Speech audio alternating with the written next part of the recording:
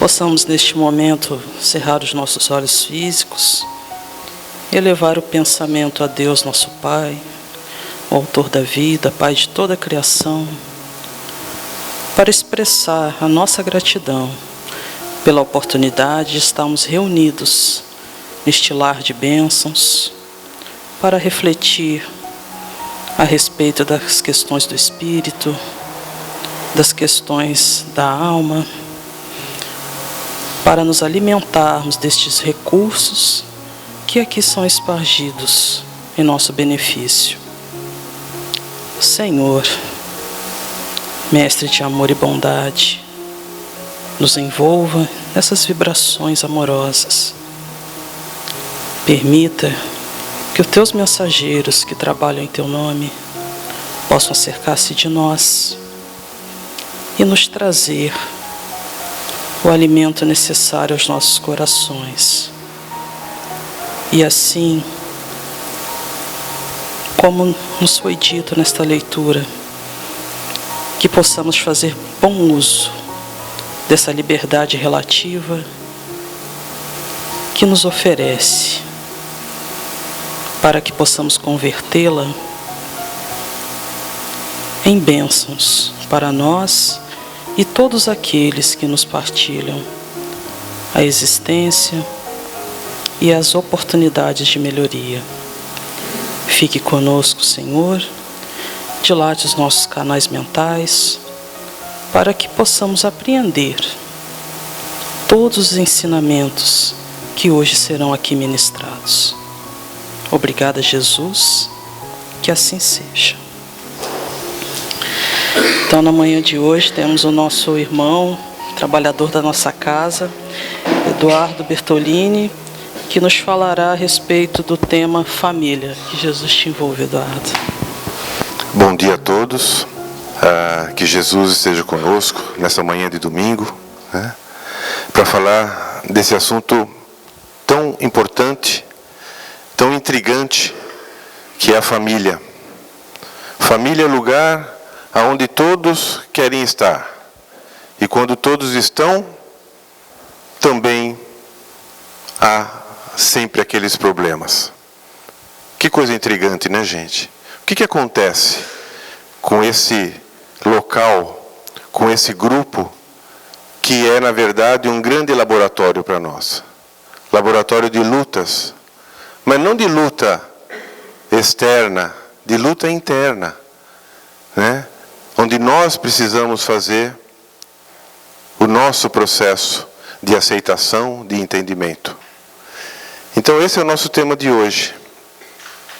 Laços, apertar laços.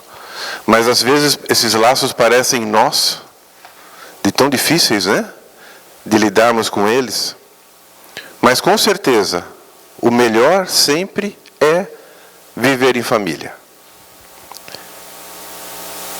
Para falar desse tema hoje, nós vamos recorrer a um capítulo do livro Caminho, Verdade e Vida, psicografado por Francisco Cândido Xavier, né, pelo Espírito Emmanuel, que no capítulo 62, ele nos traz o tema parentela.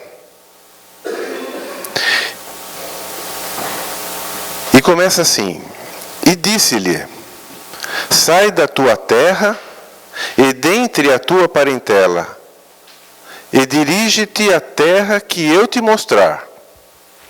Isso está em Atos dos Apóstolos, do Evangelho de Lucas. E são palavras de Jesus. Mas há muito simbolismo nessa frase, né? É um pouco difícil de entender. Jesus, ele tinha essa característica, né, de nos falar por parábolas, ou quando ele nos falava diretamente, como ele nos disse aqui, usava de muito simbolismo. E é necessário que a gente então faça uma análise um pouco mais detalhada para o entendimento do que Jesus nos disse aqui. Mas, com certeza, para que a gente possa caminhar nesse entendimento, nós precisamos fazer uso de fundamentos da doutrina espírita. onde nós sabemos, né, que existe uma vida material, que é essa que nós vivemos quando encarnados, mas que existe principalmente uma vida espiritual, que é a verdadeira vida.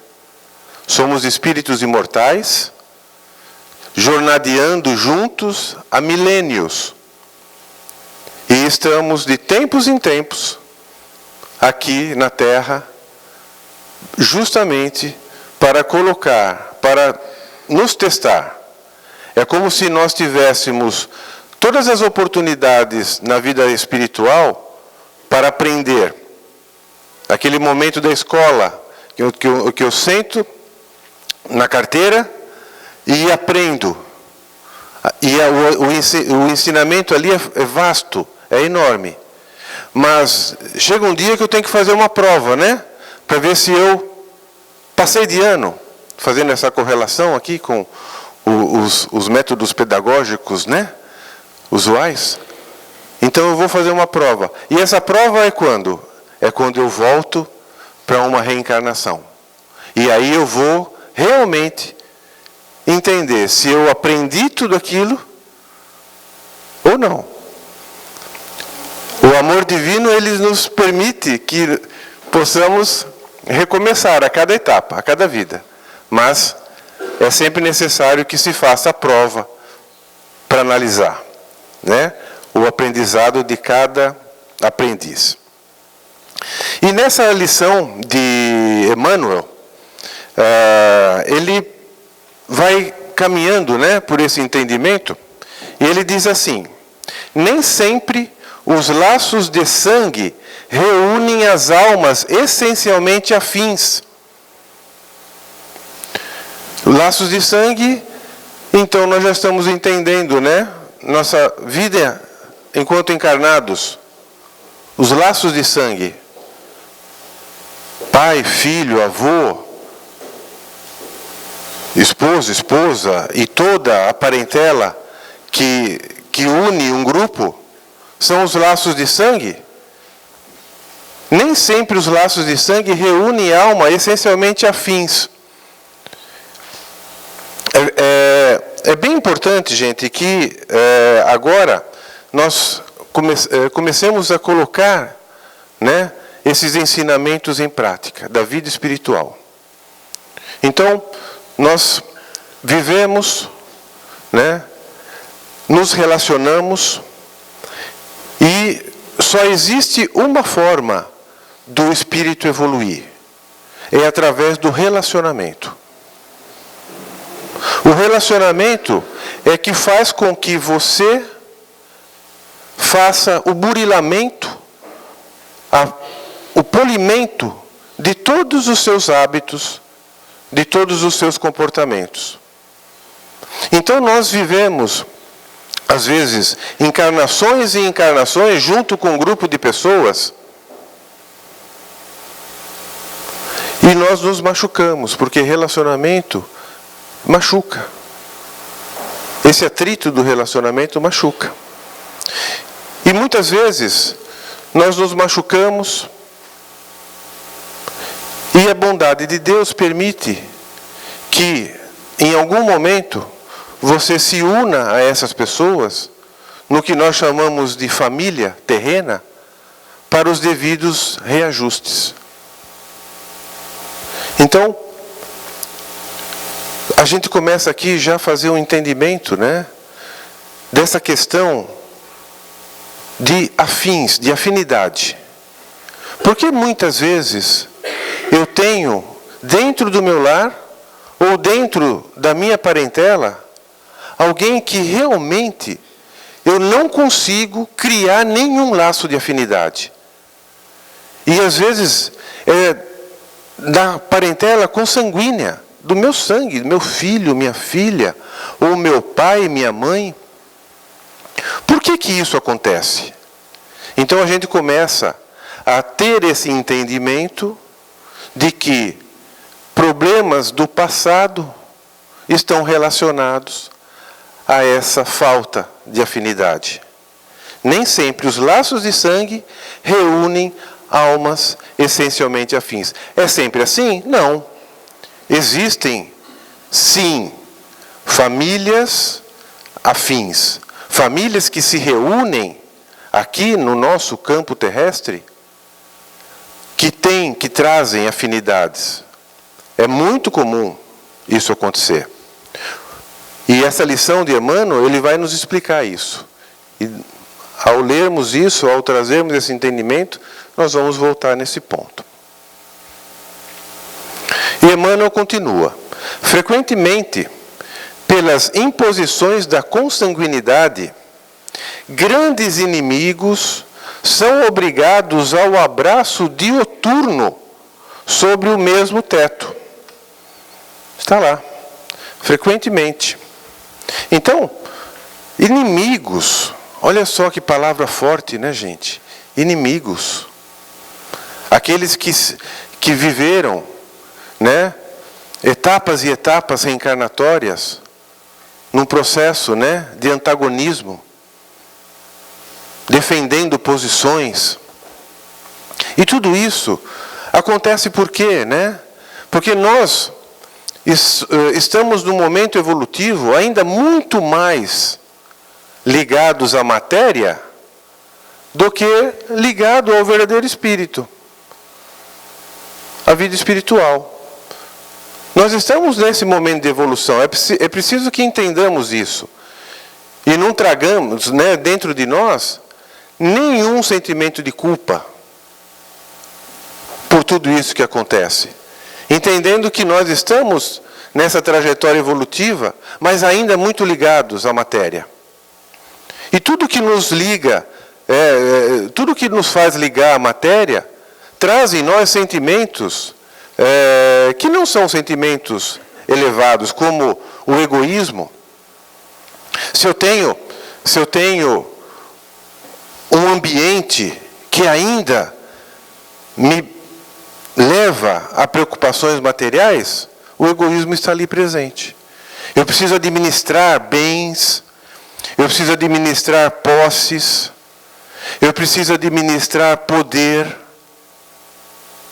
E é essa a nossa vida ainda, infelizmente. E isso faz com que nós tenhamos relacionamentos complicados. Porque eu vou sempre buscar a defesa dessa parte material. O orgulho, que ainda é preponderante no nosso nível evolutivo. Então, tudo isso faz com que realmente nós desenvolvemos inimigos nesses relacionamentos. Inimigos que estão aí, né, ombro a ombro conosco. Mas, em algum momento, nós temos que solucionar essa posição. E aí vem a oportunidade. A oportunidade, né, da bênção da reencarnação. A reencarnação, que é uma metodologia, né, que é uma pedagogia espírita. Porque através do processo de reencarnação, nós vamos aprender. Muitas vezes, através do sofrimento. Como eu havia dito, nem sempre famílias estão reunidas por processos antagônicos. Não. Às vezes, existem grupos familiares que estão aqui reunidos para desenvolver juntos algumas missões, inclusive. É normal você ver famílias unidas num pensamento positivo, num pensamento elevado, atuando, né, em áreas como arte, saúde, literatura. Você encontra isso. E aí você vai perceber que houve realmente um encontro de almas afins. Mas não é a grande maioria, não é ainda. Eu cito aqui um caso, né, no livro Ação e Reação, de André Luiz, psicografado por Francisco Cândido Xavier, onde o benfeitor Silas, ele, já num estado elevadíssimo de conhecimento, tanto é que ele é o instrutor espiritual de André Luiz, aqui, naquele momento. E Silas, ele, num comentário a André Luiz, ele diz que ele está precisando subir no seu nível de elevação, ele já tem condições para isso, mas para que isso ocorra, ele precisa reencarnar. E ele precisa resolver débitos do passado. Porque na encarnação anterior, ele, dentro dessa visão materialista, essencialmente materialista, ele assassina a sua madrasta por questões de patrimônio, por questões materialistas. Vendo que aquela posição daquela pessoa poderia, de alguma forma, prejudicar o seu patrimônio, aquela herança que ele iria receber do seu pai, ele, através de uma situação, ele então mata esta madrasta. Obviamente, no plano espiritual, esse entendimento já fica claro. Ele já conversou com todos os envolvidos naquele drama, conversou com o pai já havia perdoado, conversou com a mãe, né, que havia desencarnado antes, e ele não conseguia encontrar aquele espírito que havia sido sua madrasta, para que pudesse fazer aquele planejamento reencarnatório. E ele estava preso naquela situação. Porque ele precisava retornar numa família para reparar aquele erro. E aí nós nos pegamos pensando nisso, né? Será que entre os nossos familiares de hoje, nós não tivemos que fazer grandes negociações no plano espiritual, nesse planejamento reencarnatório, para que estivéssemos juntos aqui tendo essa oportunidade da reparação, do convívio, do desenvolvimento do amor? Então nós precisamos valorizar muito, muito o momento atual. Porque pode ser que nós também estejamos na mesma situação de Silas. Que com muita dificuldade pudemos estar aqui reunidos com algumas pessoas que fazem parte da nossa parentela para os reajustes. Então essa lição, ela é emblemática, ela é forte, né? Porque esse espírito, ele já tem condições de subir no seu grau evolutivo, mas ele precisa sanar esse débito. Emmanuel continua na análise do seu texto. É razoável sugerir-se uma divisão entre os conceitos de família e parentela. O primeiro constituiria o símbolo dos laços eternos. É aquilo que eu disse agora há pouco, né? Então eu tenho famílias que eles representam laços eternos. E quando nós desencarnarmos, com certeza você vai buscar esses laços eternos. E aí nós podemos falar da verdadeira família espiritual. E aqui Emmanuel então faz essa divisão entre família e parentela, aonde nós convivemos numa parentela. E que nós precisamos desenvolver esses relacionamentos para que nós, dentro dessa parentela, consigamos formar uma família. O primeiro constituiria o símbolo dos laços eternos do amor.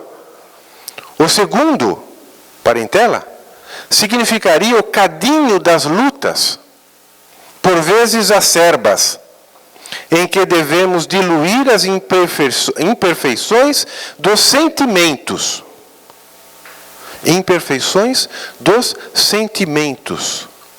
Porque todos nós trazemos conosco uma memória, que é essa memória que desenvolvemos aqui, né, na vida em que estamos hoje. Então você se lembra de situações, você se lembra, né, de problemas Mas nós também trazemos uma memória sentimental.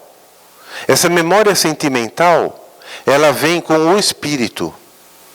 E ela está lá no nosso inconsciente. É essa memória sentimental que tem que ser trabalhada.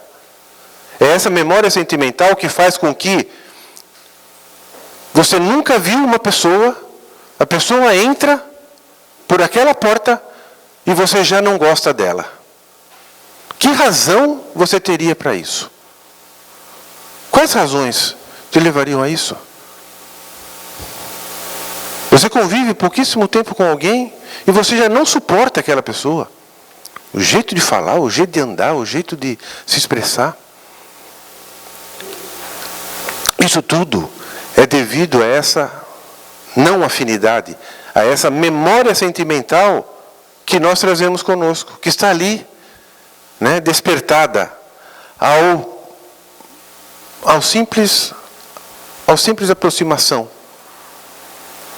É impressionante, mas isso acontece. Cadinho de lutas por vezes acerbas em que devemos diluir as imperfeições dos sentimentos, fundindo-os na liga divina do amor para a eternidade. Fundindo-os. Então, sentimentos que são próprios do meu espírito, sentimentos que são próprios do espírito do outro. E ele fala aqui, mais uma vez, uma linguagem bastante simbólica, nesse cadinho. O que seria esse cadinho? Uma palavra não muito comum, né? Uma palavra bem técnica, que Emmanuel usa, aliás, ele faz bastante isso, né? É bom sempre que a gente leia Emmanuel, a gente deixa um dicionário ao lado.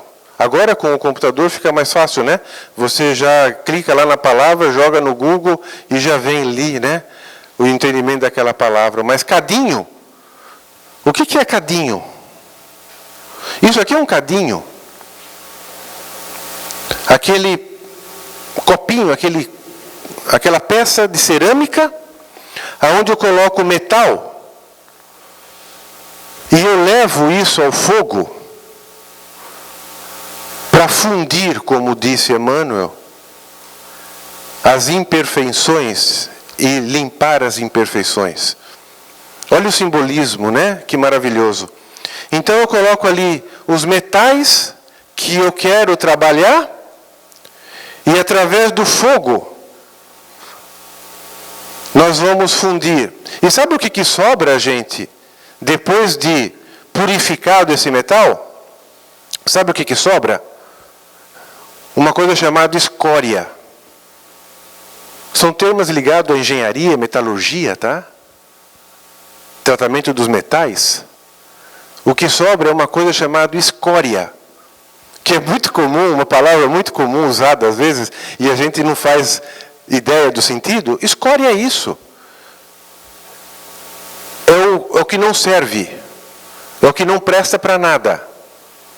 E quando eu, então, trabalho dentro desse cadinho chamado família, às vezes, trabalhando com fogo, nós vamos fundir sentimentos, nós vamos trabalhar sentimentos, para que haja, nesse trabalho, no relacionamento, a purificação dos sentimentos. É um laboratório divino, que só encara quem tem coragem.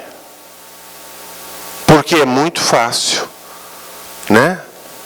Você desistir. É muito fácil. Nós estamos ainda, né, com a nossa vontade ainda não tão fortalecida. E nós precisamos entender que eu tenho às vezes um desejo de conseguir algo. Mas o desejo é como aquele negócio, né? Eu tenho o desejo de tocar piano. Gostaria de tocar piano. Mas eu nunca saí da minha casa e fui a uma escola de música e fiz uma matrícula. Então aquele desejo está amortecido, porque eu não tive a vontade. Eu tenho o desejo de me dar bem com fulano, ciclano, mas eu preciso fazer uso da minha vontade para que isso aconteça. Eu preciso agir. Agir.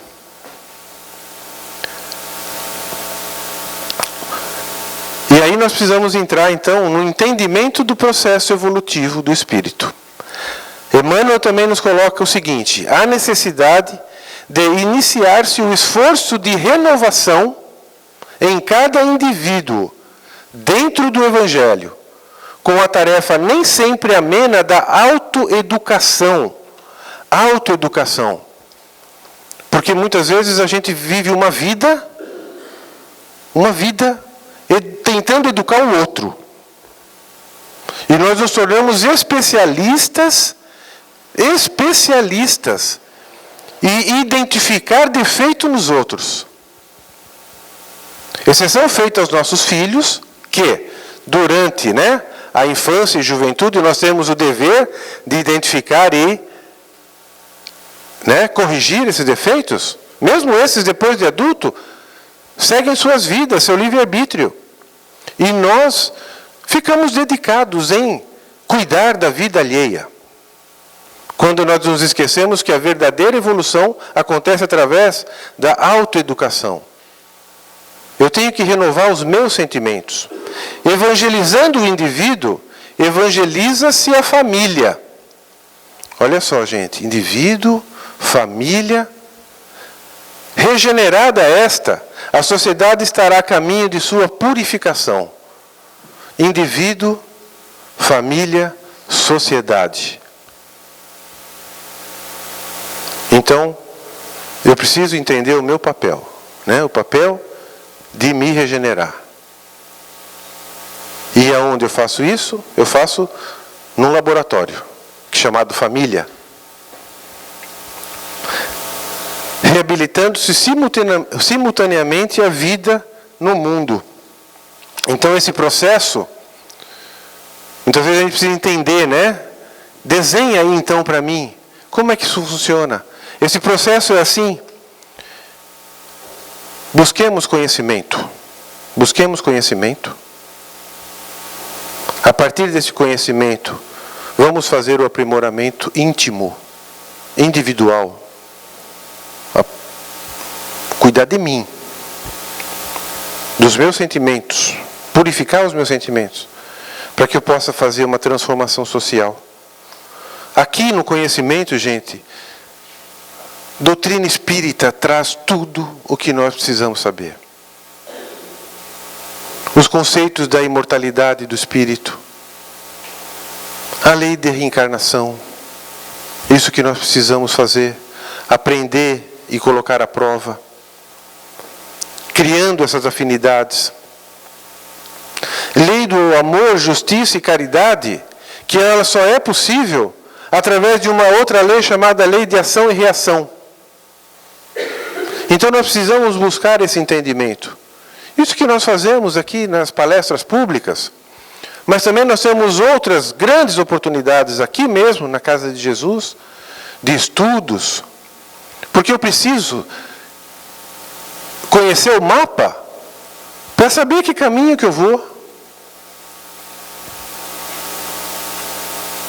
Aprimoramento moral é o próximo passo.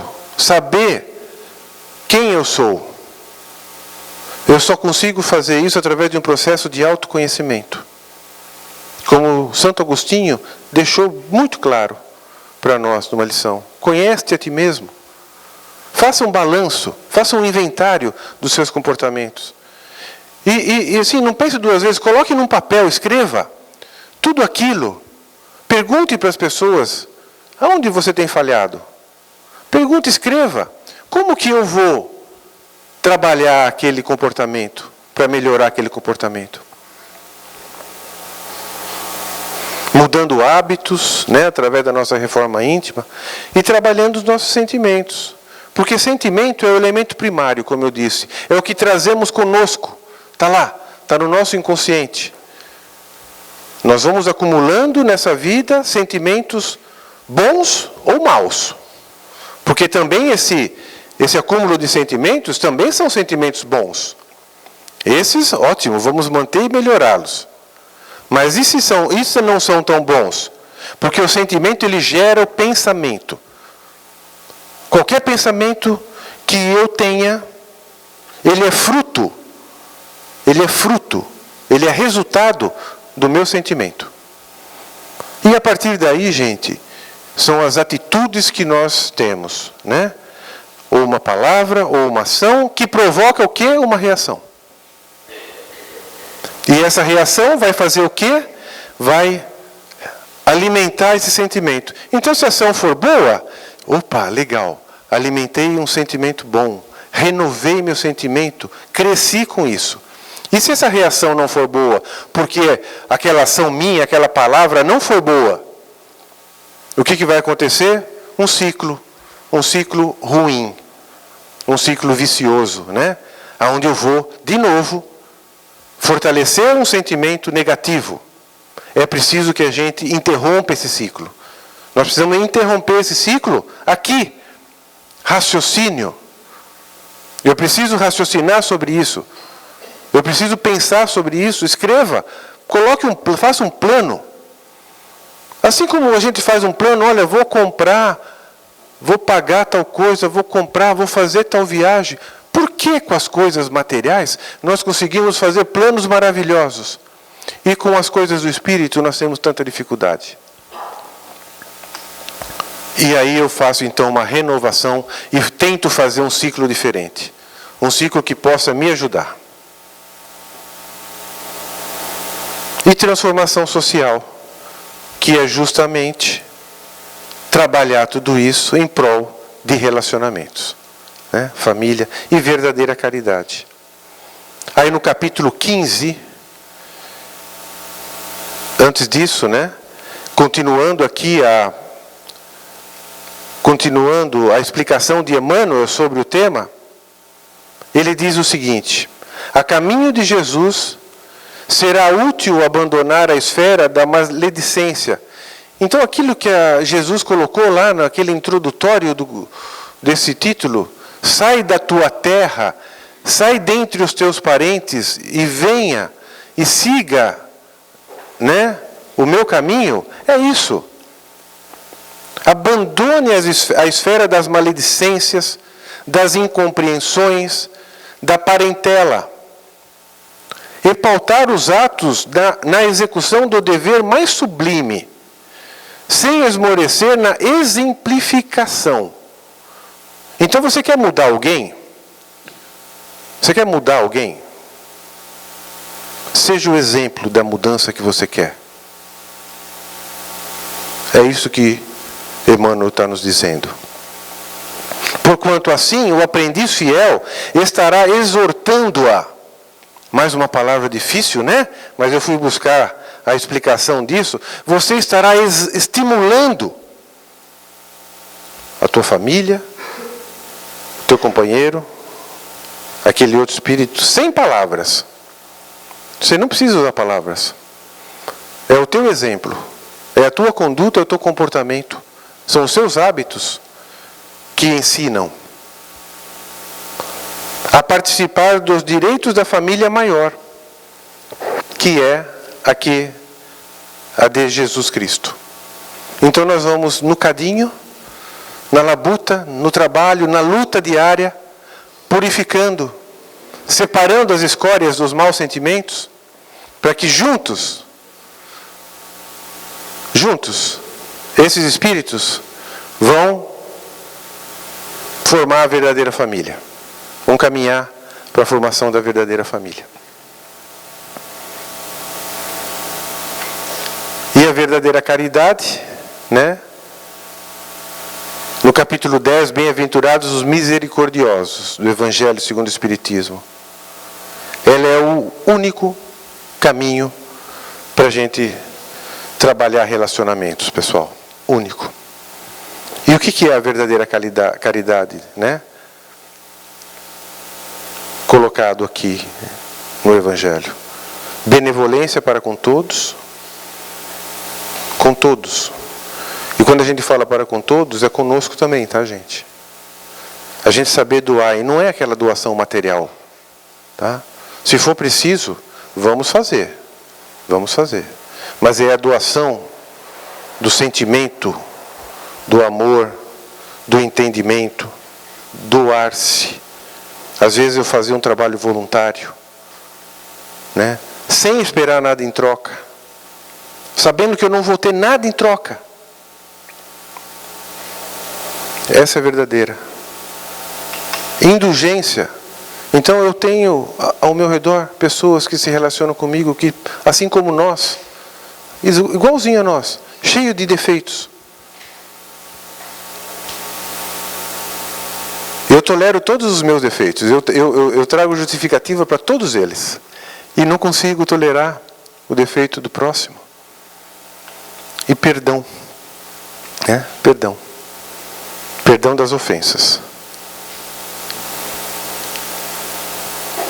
Então, a verdadeira caridade somente poderá ser realizada no âmbito dos relacionamentos.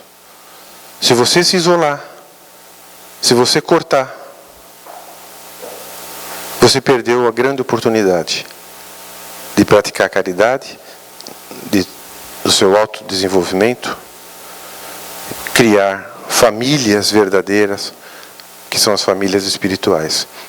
E se alguém te obrigou, ou se você se sentiu obrigado a caminhar 1000 passos nessa jornada, e você conseguiu caminhar os 1000 passos, você não fez nada, mais nada, que a sua obrigação. Porque nesses 1000 passos, você, às vezes, conseguiu quitar um débito do passado. Então, você está no 0 a 0. Então, se você se sentiu obrigado a caminhar 1000 passos, então é necessário que você caminhe outros 1000 passos. Outros 1000 passos, porque através do segundo 1000 passos é que você vai desenvolver o amor. Que Jesus possa nos fortalecer, que nós possamos estar fortalecidos em nossa vontade, através dos entendimentos necessários, dessa luta, que não é fácil, não é simples, sabemos bem, mas com o amparo dessa doutrina, com o amparo do Evangelho de Jesus, estaremos fortalecidos para isso. Muito obrigado.